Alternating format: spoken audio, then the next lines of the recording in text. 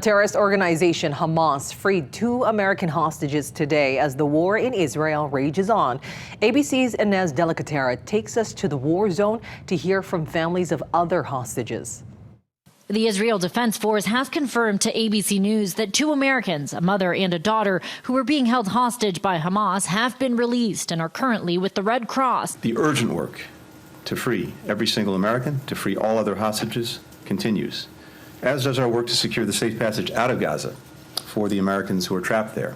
Israeli Prime Minister Benjamin Netanyahu visiting with IDF soldiers as the Israel Defense Forces prepare for a ground invasion against Hamas militants in Gaza. Israel continuing its armed response for the terror attack by Hamas militants. At least 1,400 Israelis were killed in the massacre. They can't even identify the bodies. It's so bad. The IDF says Hamas took more than 200 people hostage. Families of some of those hostages traveling to the Red Cross in Geneva, pleading for help.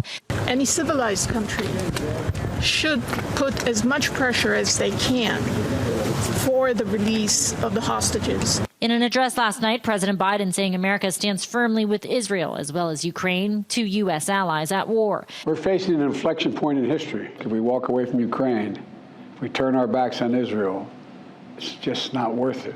Meanwhile, Israeli airstrikes into Gaza continue. The Hamas-run Palestinian Health Ministry says more than 3,700 people in Gaza have been killed, millions displaced from their homes, trapped without food, water, medicine, or electricity. And we went to the hospital. They were bombing above our heads. We were just terrified. We didn't know if we will reach the place safely or not. Pro-Palestinian protests growing around the world, thousands taking to the streets in Yemen, Egypt, Iraq, and elsewhere demanding a ceasefire in Israel's assault.